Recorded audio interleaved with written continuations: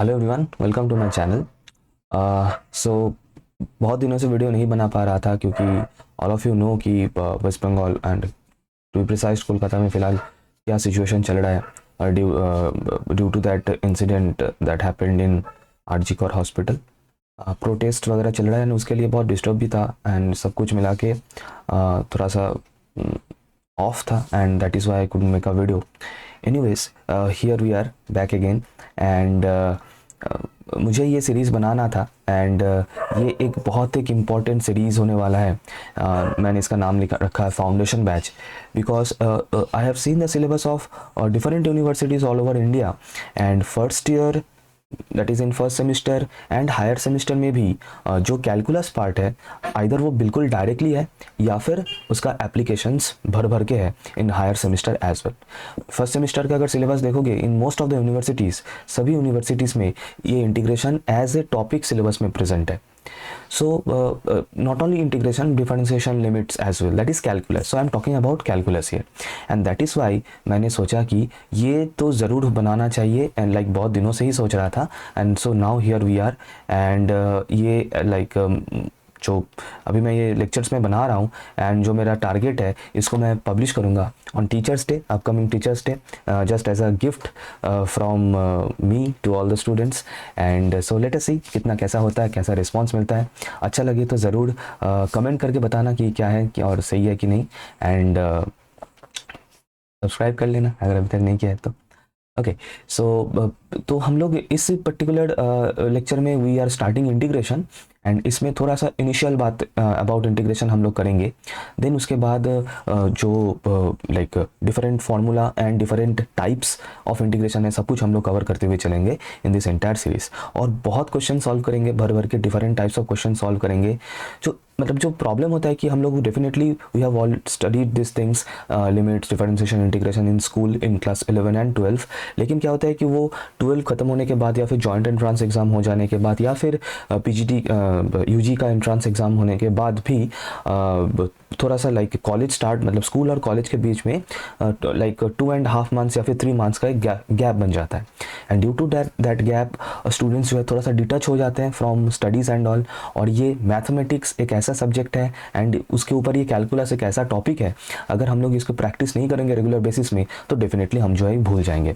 तो क्योंकि मुझे पता है कि मेरा जो स्टूडेंट्स है ज़्यादातर इस चैनल में वो इंजीनियरिंग स्टूडेंट्स ही है, तो मैं ये एज्यूम करते हुए चल रहा हूँ कि डेफिनेटली कुछ हद तक वो कैलकुलस पढ़ चुके हैं इन स्कूल स्टैंडर्ड।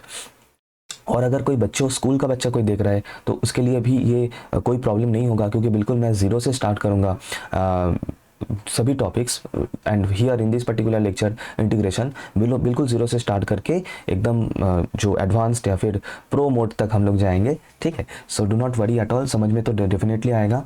अच्छा, एंड क्योंकि मैं इंटीग्रेशन से इसीलिए स्टार्ट कर रहा हूँ क्योंकि जैसे कि मैंने बताया integration as a dedicated topic syllabus में ही प्रेजेंट है। फॉर एग्जांपल इम्प्रॉपर इंटीग्रल हो गया, बहुत सारे स्टूडेंट्स के सिलेबस में है।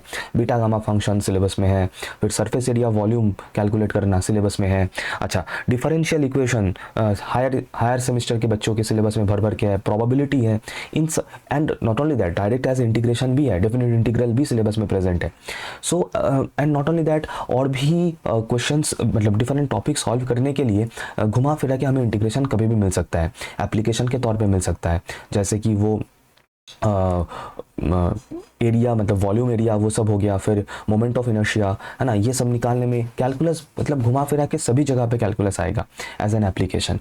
तो उसके लिए बेसिक्स बिल्कुल क्लियर होना चाहिए। तो ये जो कोर्स होने वाला है इंजीनियरिंग स्टूडेंट्स के लिए एक लाइक क्या बोल सकते हैं, एक रिवीजन या फिर एक रिमेंबर वाला कोर्स होने वाला है। और स्कूल के बच्चों कोई भी अगर देख रहा है तो उसके लिए बिल्कुल ज़ीरो से हीरो तक का सफ़र होने वाला है। सो चलो फिर without wasting further time let us see कि हम लोग इंटीग्रेशन में क्या क्या चीज़ें करने वाले हैं। एंड उसके पहले लेट मी काउंट 3 1 2 3 एंड उसमें सब्सक्राइब ज़रूर कर लेना। सो 1 2 3 चलो। ओके, सो इंटीग्रेशन को अगर हम देखें, देखो इंटीग्रेशन का नाम ले और दो साइंटिस्ट का नाम ना ले तो ये तो बिल्कुल सही नहीं होगा। One is none other than famous world famous scientist Isaac Newton and another famous mathematician that is and he is none other than Leibniz. तो देखो इंटीग्रेशन को जो कंसेप्ट है वो तो डेफिनेटली शुरू से स्टार्ट हो गया था, लेकिन इन दोनों ने जो कंट्रीब्यूशन दिया है इन इंटीग्रेशन, मतलब अगर वो कंट्रीब्यूशन हमें नहीं मिलता तो आज हम जहाँ पे हैं हम वहाँ पे नहीं होते, टू बी ऑनेस्ट। सो इन दोनों का नाम तो ज़रूर एक बार लेना ही है when we are studying integration, ठीक है। एक हो गया न्यूटन, दूसरा हो गया लिबनिज। अच्छा, एक और चीज़ मैं बता दूँ, ये इंटीग्रेशन का जो सिंबल हमें देखने को मिलेगा, जैसे डेरिवेटिव के लिए हमें ऐसे ddx देखने को मिलता है, डिफरेंशियल ऑपरेटर, वैसे इंटीग्रेशन के लिए तुम लोग को पता ही है कि ऐसा ये वाला सिंबल देखने को मिलता है। क्योंकि और ये कैसे बन रहा है इसका मैं शुरू में थोड़ा सा बता दूं कि हमें पता होना चाहिए कि integration is basically we are doing the sum of different terms, ठीक है। तो पहले इंटीग्रेशन, पहले मैं क्या बता रहा हूँ, पहले integration as a tool of summation, sum करने के लिए, ऐड करने के लिए एक टूल के जैसा ही यूज़ किया जाता था इस इंटीग्रेशन को, ठीक है, as a tool of doing sum और एडिशन, ठीक है। लेकिन एंड दैट इज़ वाई ये जो सम जो वर्ड है इसका जो फर्स्ट लेटर है एस, इस एस को थोड़ा सा खींच के लंबा करके हमने, और मतलब मैंने नहीं, साइंटिस्ट ने, मैथमेटिशियंस ने इंटीग्रेशन का ये जो सिंबल है इन सिंबल को बना दिया, ठीक है। और इसीलिए किसी किसी बुक में ये वाला टर्म भी मिल जाएगा, that is elongated S, elongated S, इस सिंबल को इलोंगेटेड एस भी बोला जाता है, मतलब एस को इलोंगेट किया है, मतलब खींच के लंबा करके हमने ये सिंबल बनाया है इंटीग्रेशन का सिंबल, ठीक है। और हमेशा ध्यान रखना, जब भी इंटीग्रेशन साइन दोगे यहाँ पे एक फंक्शन रहेगा, सिंगल वेरिएबल फंक्शन, ठीक है। वैसे मैं यहाँ पे सिंगल वेरिएबल बता रहा हूँ, वैसे ये भी पता होना चाहिए, कॉलेज जो भी स्टूडेंट्स हैं उन लोगों के सिलेबस में डबल एंड ट्रिपल इंटीग्रल भी दिखेगा, डबल एंड ट्रिपल इंटीग्रल भी दिखेगा, और बहुत क्वेश्चन आता है यहाँ से। तो अगर जिस बच्चे को सिंगल इंटीग्रेशन अच्छे से पता नहीं, वो कैसे डबल एंड ट्रिपल इंटीग्रेशन कर लेगा, है ना। तो उसके लिए भी डेफिनेटली ये तो मतलब एक मस्ट वॉच सीरीज़ है ये कैलकुलस वाला फाउंडेशन बैच। अच्छा, सो ऐसे फंक्शन रहेगा एक डेफिनेटली, और उसके साथ dx, मतलब मेरा जो मेन मुद्दा था बताने का, दैट इज इस इंटीग्रेशन साइन के साथ एक dx हमेशा चिपक के हमें मिलना चाहिए, अदरवाइज इनकम्प्लीट होगा इंटीग्रेशन साइन। बीच में फंक्शन कुछ भी हो सकता है, मतलब अगर x का फंक्शन हो तो डेफिनेटली ये fx कुछ भी हो सकता है, trigonometric function, exponential, logarithmic, whatever it can be anything, लेकिन साथ में ये dx ज़रूर होना चाहिए, ठीक है। अगर मान लो यहाँ पे ये जो वेरिएबल है this is basically a dummy variable, अगर यहाँ पे x की जगह पे कोई दूसरा वेरिएबल होगा, फॉर एग्जांपल मान लो gt, देन उसके साथ हमें dt देखना चाहिए, मतलब जो भी वेरिएबल हो उसका ये dt या फिर dx या फिर dy व्हाटएवर वो इंटीग्रेशन साइन के साथ बिल्कुल चिपक के रहना चाहिए, अदरवाइज इंटीग्रेशन साइन जो है वो इनकम्प्लीट रहेगा। अच्छा, अब आ जाता हूँ इंटीग्रेशन, जो मेनली दो टाइप हम लोग यहाँ पे डिस्कस करेंगे इन दिस सीरीज, एक है इंडेफिनिट इंटीग्रल, एक है इंडेफिनिट इंटीग्रल, एंड दूसरा है डेफिनिट इंटीग्रल, एंड दूसरा है डेफिनिट इंटीग्रल, ठीक है। अच्छा, अब दोनों में अंतर क्या है, डिफरेंस क्या है, जो ज़्यादातर बच्चों को ऑलरेडी पता ही है, क्योंकि इतना तो स्कूल में ज़रूर पढ़ा होगा इन क्लास 12। इंडेफिनिट इंटीग्रल में ये जो इंटीग्रेशन साइन होता है, इस इंटीग्रेशन साइन में कोई लिमिट हमें नहीं दिखता, ये जो इंटीग्रेशन साइन है इसमें कोई अपर एंड लोअर लिमिट नहीं दिखता है, simple only the integration sign is there, whereas in definite integral एक ऐसे लोअर लिमिट एंड ऐसा एक अपर लिमिट हमें दिख जाता है, and that is called definite integral. मतलब definite integral is about a boundary, इस पॉइंट से लेके इस पॉइंट तक हमें इंटीग्रेट करना होता है, and indefinite integral is without boundary, कोई लोअर लिमिट कोई अपर लिमिट इसमें मेंशन्ड नहीं है, दैट्स इट। अच्छा, और इसको डेफिनेटली अभी अगर समझ में आ रहा है तो बहुत बढ़िया, नहीं आ रहा तो कोई दिक्कत नहीं, क्योंकि आगे हम लोग चल के इसको ज़रूर डिस्कस करेंगे। एंड पहले हम लोग डेफिनेटली इंडेफिनिट इंटीग्रल को कंप्लीट कर लेंगे, and then will come to definite integral. वैसे definite integral as a topic बहुत बच्चों के सिलेबस में फर्स्ट सेमेस्टर में तो ज़रूर मिल जाएगा as a topic definite integral, ठीक है। तो ये वो भी मैं इसी सीरीज़ में कंप्लीट करा दूंगा, सो डू नॉट वरी। अच्छा, अब इंडेफिनिट इंटीग्रल, अब देखो हमें क्या होता है, हमें कुछ स्टैंडर्ड फॉर्मूला पता होना चाहिए शुरू में, स्टैंडर्ड इंटीग्रल्स, मतलब मान लो साइन एक्स कॉस एक्स वगैरह का हो गया, exponential, polynomial, x to the power n, ये सब कुछ टिपिकल कुछ फॉर्म्स हैं इंटीग्रेशन का जो हमें बिल्कुल शुरू में पता होना चाहिए। दीज आर कॉल्ड, वो मैं अभी नेक्स्ट लेक्चर में उसके ऊपर डेडिकेटेड लेक्चर में ऑलरेडी मैंने बना दिया है, तो वो आ जाएगा। इसमें हम लोग बिल्कुल जो इनिशियल, इस लेक्चर में सिर्फ इनिशियल बातें ही हम लोग करेंगे। तो वो जो स्टैंडर्ड इंटीग्रल्स है, जो बेसिक स्टैंडर्ड इंटीग्रल्स है, जो शुरू में पता होना चाहिए, अगर हमें मतलब जो क्वेश्चन गिवन है जिसको हमें इंटीग्रेट करना है, अगर वो उन फॉर्मेट्स में आ रहा है तो डेफिनेटली डायरेक्टली फॉर्मूला यूज़ करके हो जाएगा। अदरवाइज जो कुछ डिफरेंट टेक्निक्स हैं, मेथड्स हैं, उनको यूज़ करके हमें उस स्टैंडर्ड फॉर्म में उसको कन्वर्ट करना है, फिर उसको इंटीग्रेट करना होता है। कुछ इस तरीके से काम होता है। तो ये जो कन्वर्ट करने का कुछ टेक्निक्स है जो हम सीखेंगे इन दिस ड्यू कोर्स, उसमें से एक तो हो गया ट्रांसफॉर्मेशन, ये ऑलरेडी हम लोग यूज़ करते आ रहे हैं। अब जिन बच्चों को ये नाम नहीं पता था, शायद अब थोड़ा सा अननोन सा नाम लग रहा है, लेकिन we know how to use transformation. Next, one of the most important, that is substitution, and उससे भी ज़्यादा important, that is integration by parts. तो कुल मिला के ये और भी मिलेगा। और क्या करेंगे मैं यहाँ पे वो भी बता देता हूँ। फिर वो जो इंटीग्रेशन एक हम लोग फ्रैक्शन में डिवाइड करके इंटीग्रेशन करते थे, वो ज़रूर करेंगे। फिर समेशन को यूज़ करके भी करेंगे। सो मतलब ये 3 बेसिक मेथड्स है, इसलिए मैंने शुरू में बता दिया। इनको यूज़ करके हम लोग जो भी एक अनकॉमन या फिर एक फॉर्म जो क्वेश्चन में गिवन है जो कि स्टैंडर्ड फॉर्म में नहीं है, उसको स्टैंडर्ड फॉर्म में कन्वर्ट करने के लिए दिस some methods या फिर टेक्निक्स आर देयर। नाउ अब इसके आगे मैं थोड़ा सा हट जाता हूँ क्योंकि वो जगह चाहिए। अच्छा, अभी ये हो गया। अभी देखो, अब नेक्स्ट कुछ चीज़ें और हमें पता होना चाहिए इंटीग्रेशन शुरू करने से पहले, दैट इज प्रिमिटिव और एंटी डेरिवेटिव। अच्छा, इसके बारे में मैं थोड़ा सा पहले बता दूं। देखो, ये तो सब बच्चों को लगभग पता ही है। That is differentiation and integration are exactly opposite operations of each other. एक दूसरे का बिल्कुल ऑपोजिट काम करता है। ऐसे भी सोच सकते हो, अगर डिफरेंशिएशन कोई भी फंक्शन को अगर ब्रेक करता है तो इंटीग्रेशन उस फंक्शन को जोड़ के समेटता है, सम करता है, ऐड करता है, कुछ इस तरीके से। ठीक है, इसको और भी अच्छे से हम लोग समझेंगे जब हम लोग डेफिनेट इंटीग्रल में एक पर्टिकुलर पार्ट करेंगे, वो समेशन वाला, तो वो वहाँ पे और भी अच्छे से समझ में आएगा। Otherwise this is the thing, differentiation and integration are एक दूसरे का ऑपोजिट ऑपरेशंस, ये फिलहाल याद रखना बस। ठीक है, and that is why integration को शुरू करने से पहले डेरिवेटिव का ऑपोजिट का ये जो कंसेप्ट है, that is called anti derivative, ये टर्म हमें ज़रूर पता होना चाहिए। एंटी डेरिवेटिव और प्रिमिटिव, ये वाला टर्म हमें ज़रूर पता होना चाहिए before starting integration. Anti derivative और प्रिमिटिव। ठीक है, अब ये क्या है? देखो, मैं पहले यहाँ पे थोड़ा सा एक डेफिनेशन लिख देता हूँ। देखो, अगर मैं ऐसा बोलूँ कि सपोज कोई एक इंटरवल है I and close interval a, b। ठीक है, अब इस इंटरवल में एक फंक्शन मैं डिफाइन कर रहा हूं। Suppose f(x) is a function defined in this interval i। अच्छा, अब इसी इंटरवल में एक और दूसरा फंक्शन मैं phi(x) को ले रहा हूं। इन दिस इंटरवल एक दूसरा फंक्शन मैं phi(x) को ले रहा हूं, और अगर सभी x बिलोंग्स टू i के लिए अगर मुझे ये मिले, क्या मिले सर? अगर मुझे मिले कि phi का डेरिवेटिव करने से मुझे f फंक्शन मिल रहा है, phi का डेरिवेटिव करने से मुझे, phi जो फंक्शन था उसका डेरिवेटिव करने से मुझे fx फंक्शन मिल रहा है, तो याद रखना ये जो phi(x) फंक्शन है, इस phi(x) फंक्शन को हम लोग fx का एंटी डेरिवेटिव बोलते हैं।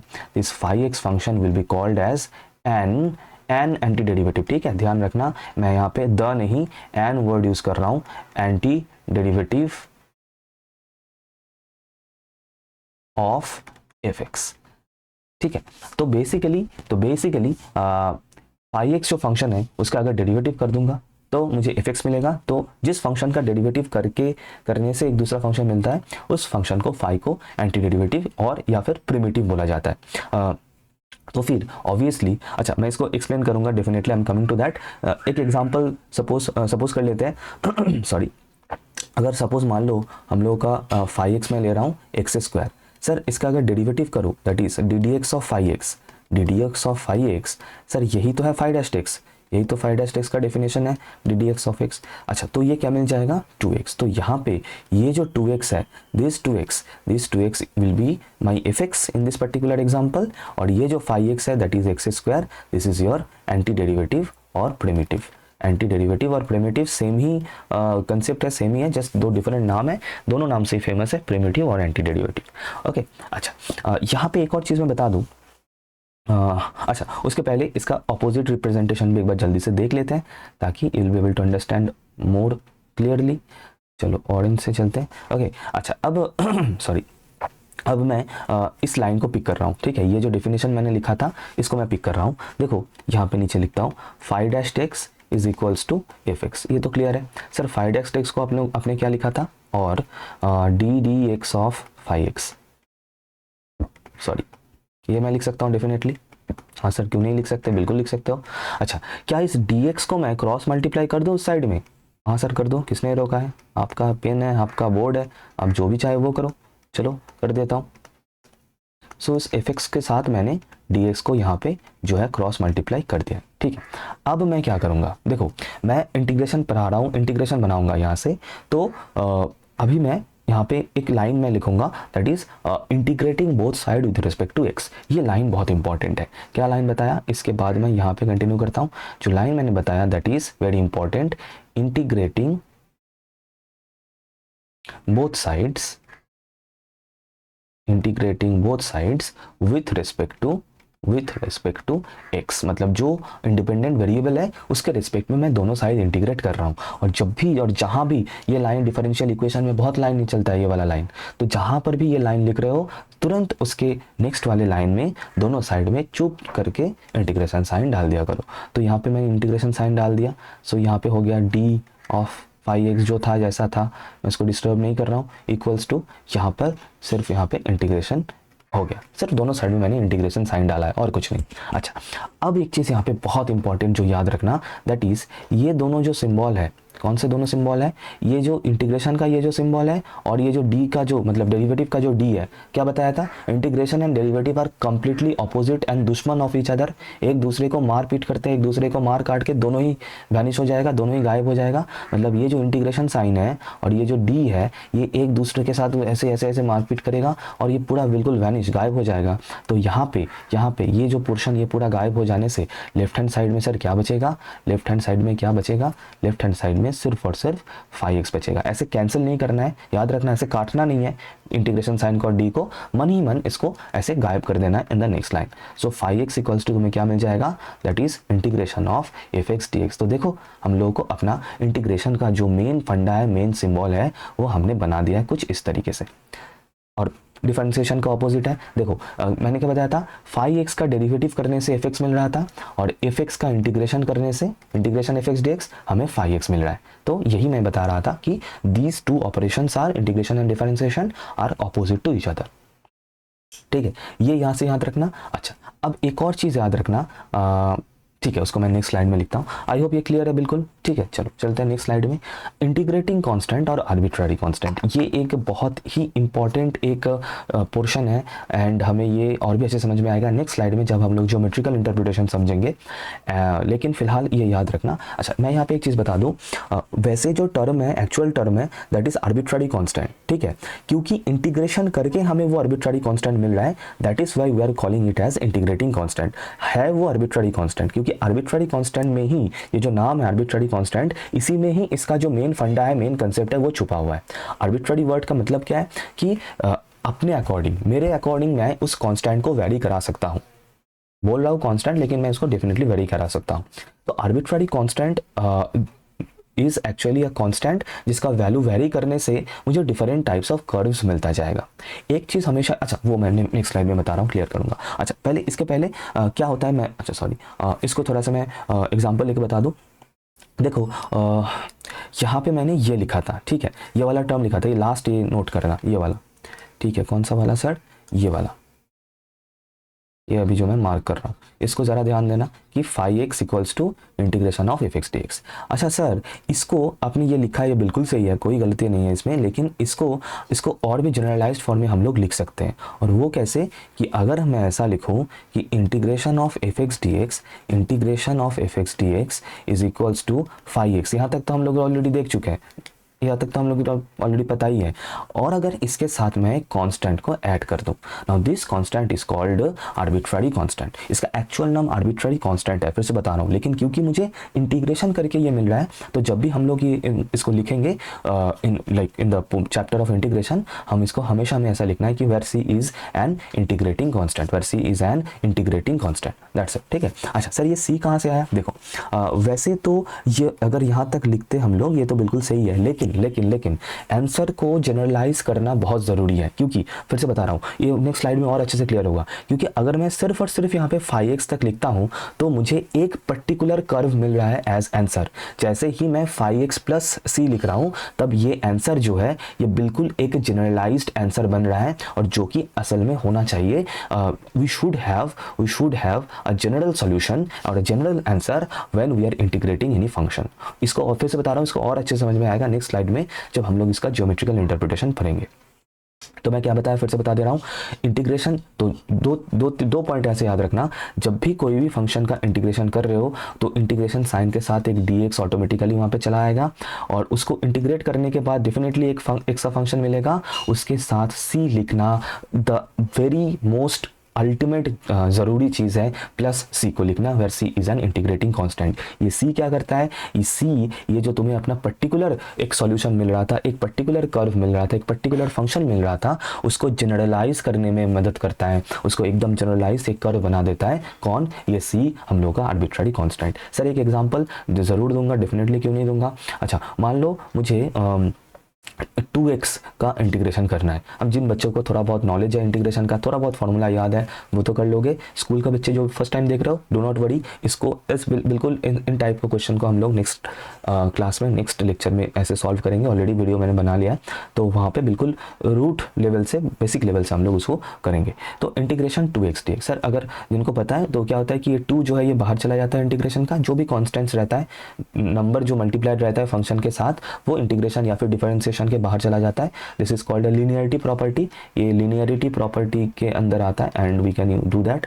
एंड फिर इसको हम लोग लिख सकते हैं x dx, और x dx का इंटीग्रेशन सभी को पता है कि होता है x² + 2, और ये 2 कैंसिल होगा तो हमें मिलता है यहाँ पे x²। सर देखो इसका मतलब 2x का इंटीग्रेट करके मुझे एक पर्टिकुलर कर्व मिल चुका है, that is y = x², that is a particular parabola, और हम इसको ड्रॉ भी कर सकते हैं, कोई दिक्कत नहीं, हम इसको आराम से ड्रॉ भी कर सकते हैं। लेकिन ये करेक्ट आंसर नहीं है, this an incorrect answer. Why? Because हमें इंटीग्रेशन करके जो फाइनल रिजल्ट मिलेगा वो हमें एक जनरलाइज्ड कर्व मिलना चाहिए, एक फैमिली ऑफ कर्व मिलना चाहिए, तो इसीलिए ये सी को ऐड करना बहुत ज़रूरी है। We should add C just in that step जहाँ पे इंटीग्रेशन साइन गायब हो रहा है, जहाँ पे हम लोग इंटीग्रेट कर दे रहे हैं फंक्शन को, उसी स्टेप में हमें सी को इंट्रोड्यूस कर देना है, where C is an arbitrary constant.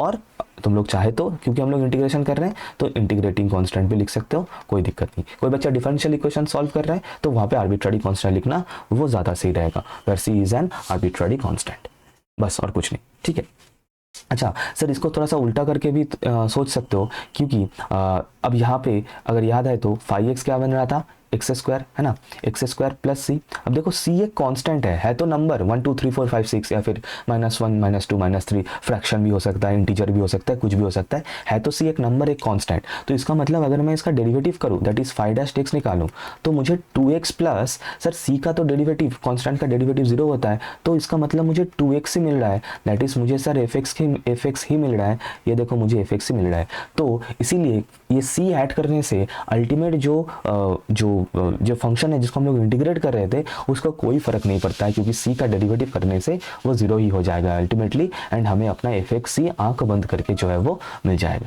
ठीक है, अच्छा तो बेसिकली ये तुम लोगों को बहुत ज़रूरी है, ये याद रखना, ये जो मैं बॉक्स कर रहा हूँ ये याद रखना, और यहाँ पे इन टर्म्स का थोड़ा सा नाम याद रखना, दैट इज सी को तो क्या बोलते हैं ये ऑलरेडी मैंने बता दिया, कांस्टेंट ऑफ इंटीग्रेशन और आर्बिट्ररी कांस्टेंट ऑफ इंटीग्रेशन बोलना सही रहेगा। इंटीग्रेशन चैप्टर में डिफरेंशियल इक्वेशन सॉल्व कर रहे हो तो वहाँ पे आर्बिट्ररी कांस्टेंट लिखना सीखो। अच्छा 5x को क्या बोला जाता है, 5x इज कॉल्ड इंटीग्रल। ठीक है, ये 5x जो है this is called as integral, integral, ठीक है। 5x को बोला जाता है इंटीग्रल एंड fx को क्या बोला जाता है, this fx is called as integrand. ये मैं थोड़ा सा कंफ्यूज होता हूँ इन दोनों नाम में, इसलिए मैंने देख के बताया, तो ध्यान रखना। जिसको हम लोग इंटीग्रेशन कर रहे हैं that is called integrand, integration करके जो रिजल्ट मिल रहा है, जो फंक्शन मिल रहा है दैट इज कॉल्ड इंटीग्रल। ये दोनों टर्म याद रखना, और सी तो ऑलरेडी मैंने बता दिया, ठीक है।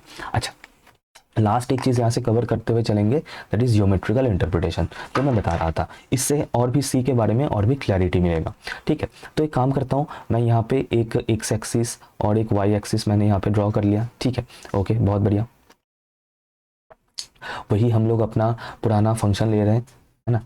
पुराना फंक्शन मतलब इंटीग्रेट करेंगे। सपोज मैंने एफ एक्स वही 2x ले रहा हूँ सॉरी। अच्छा, इस एफ को मैं इंटीग्रेट करूंगा, बहुत बढ़िया। और इंटीग्रेट करने से मुझे एक्स स्क्वायर प्लस सी मिलेगा। सर ये तो ऑलरेडी हम लोग देख चुके हैं, कोई दिक्कत नहीं। पर C is an arbitrary constant, क्योंकि इंटीग्रेशन करके मिल रहा है, so you can also call it as integrating constant. अब इस सी को समझना है। देखो क्या बताया था, सी एक कांस्टेंट है, सी का वैल्यू कुछ भी हो सकता है। So now let us consider one by one. So when if C equals to 0, when C equals to 0 we are getting this as x square, ठीक है। अच्छा, और लेफ्ट हैंड साइड को y मान के चलते हैं, क्योंकि मुझे यहाँ पे कर्व ड्रॉ करना है, मुझे यहाँ पे कर्व ड्रॉ करना है। तो y equals to x square मिल रहा है when c is equals to 0। अच्छा, when c is equals to 1 तब मुझे क्या मिल रहा है, y equals to x square plus 1। When c equals to 2, when c equals to 2 तो मुझे क्या मिल रहा है, y equals to x square plus 2। Sir when c equals to -1 तो मुझे मिल रहा है y equals to x square minus 1। कुछ इस तरीके से ऐसे like infinite number of curves हमें मिल जाएगा। लेकिन अब यहाँ पे समझना क्या है, देखो समझना यह है कि okay, so let us start from this first one. Sir y equals to x square से ये किस चीज का कर्व है, सर ये एक पैराबोला का कर्व है। कैसा पैराबोला है ये, जो एक अपसाइड पैराबोला है ना, अपसाइड पैराबोला है। एंड इसका जो वर्टेक्स होगा वो ऑरिजिन में है, vertex is situated at the origin. So कुछ इस तरीके से हमें ये जो पैराबोला है ये मिल जाएगा, right. This is y equals to x square parabola. Sir y equals to x square plus 1 मतलब सर ये थोड़ा सा शिफ्ट होगा, ये जो अभी क्रॉस करेगा ये पास करेगा सर 0,1 पॉइंट से ये पास करेगा। So this is your y equals to x square plus 1 parabola. This is y equals to x square plus 1 parabola. Sir y equals to x square plus 2, sir ये और थोड़ा सा ऊपर shift करेगा and ये 0,2 point से cross करेगा, 0,2 point से ये क्रॉस करेगा। ये था ओरिजिन, 0,0 से पास कर रहा था, ये था 0,1 से पास कर रहा था। तो एक पैराबोला हमें कुछ इस तरीके से मिलेगा, something like this. This is your y equals to x square plus 2। Sir y equals to x square 1 मतलब -1 मतलब ऑरिजिन से नीचे शिफ्ट होगा। सर ये जो क्रॉस करेगा दैट इज 0,-1 पॉइंट से क्रॉस करेगा and will get a parabola like this, will get a parabola like this. कुछ इस तरीके से एक पैराबोला में मिल जाएगा। This is y equals to x square -1। तो देख रहे हो, समझ रहे हो सी। तो इसका मतलब सर यहाँ से हमें पता क्या चल रहा है, पता ये चल रहा है कि जब भी हम एक इंटीग्रेशन करते हैं और इंटीग्रेशन करके जो रिजल्ट हमें मिलता है that actually gives us a family of curve, a family of curve. तो यहाँ पे ये जो फैमिली हमें मिल रहा है, किस चीज़ का फैमिली मिल रहा है, एक फैमिली ऑफ पैराबोला मिल रहा है, एक फैमिली ऑफ पैराबोला मिल रहा है जिसका वर्टेक्स y एक्सिस के ऊपर सिचुएटेड होगा, शिफ्ट करेगा depending upon the value of c। c is called the arbitrary constant, c का वैल्यू मैं जो भी लूंगा अकॉर्डिंगली ये पैराबोला ऊपर नीचे शिफ्ट करेगा। So basically the solution of an integration gives us a family of curve and that family का मेंबर मतलब कौन सा मेंबर होगा इन पैराबोला फैमिली से, कौन सा मेंबर आंसर आएगा, that will depend upon the value of c। सी का वैल्यू मैं चेंज करूंगा अकॉर्डिंगली मुझे डिफरेंट मेंबर मिलता जाएगा ऑफ दिस पर्टिकुलर फैमिली। अब ये कर्व कुछ भी हो सकता है depending upon the function that we are integrating. जिस फंक्शन को इंटीग्रेट करेंगे उसको इंटीग्रेट करके जो फंक्शन मतलब जो रिजल्ट मिलेगा वो कुछ भी हो सकता है and accordingly will get a curve. ये कर्व मतलब ये family of curve, family of parabola हो सकता है, ellipse, hyperbola, straight line, circle और कुछ भी अननोन कोई भी टाइप का किसी भी कर्व, ट्रिगोनोमेट्रिक, एक्सपोनेंशियल, कुछ भी, व्हाटएवर इट कैन बी, कुछ भी हो सकता है कुछ इस तरीके से, ठीक है। तो ये इसीलिए c को एक आर्बिट्ररी कांस्टेंट बोला जाता है। जो arbitrary constant is such a constant जिसका वैल्यू अपने ऊपर डिपेंड करता है। If I change the value, if I very the value, I will get the different members of that solution family और फैमिली ऑफ कर्व, कुछ इस तरीके से, ठीक। तो आई होप यहाँ तक बिल्कुल कंसेप्ट क्लियर है एंड इसके बाद we things that we have those main fundamental formula of integration, इसको ऑलरेडी मैंने वीडियो बना लिया। एंड नेक्स्ट वीडियो में, नेक्स्ट लेक्चर में उन फार्मूला को एक एक करके हम लोग समझेंगे एंड उनको यूज़ करके कुछ कुछ क्वेश्चन सॉल्व करेंगे। एंड नेक्स्ट में और क्वेश्चन सॉल्व करेंगे, फिर उसके बाद सब्स्टिट्यूशन एंड और जो डिफरेंट पोर्शन है कवर करते हुए ज़रूर चलेंगे। ठीक है, तो अच्छा लगे, समझ में आई, ये पूरा कंसेप्ट क्लियर हो, एक लाइक ज़रूर करना, शेयर करना अमंग योर फ्रेंड्स, सब्सक्राइब कर लेना अगर अभी तक नहीं किया है तो, चैनल को एक्सप्लोर करके देखना। कुछ भी कोई भी यूनिवर्सिटी से you are studying, whatever course you are doing, जो भी मैथ्स है इन योर करिकुलम, मैथ्स का जो भी टॉपिक है देखना, चैनल में मिल जाएगा। कोई भी टॉपिक अगर मिसिंग है तो ज़रूर कमेंट करना, and so that I will be making that particular topic. And आगे चल के जैसे थोड़ा सा तुम लोग पढ़ लोगे, थोड़ा सा और कुछ like after may be in this particular month practice set मैं सॉल्व कराऊंगा सो दैट प्रैक्टिस जो है वो भी और भी अच्छे से होता रहे। ठीक है, सो इस वीडियो के लिए इतना ही एवरीवन, मिलते हैं नेक्स्ट वीडियो में। Thank you.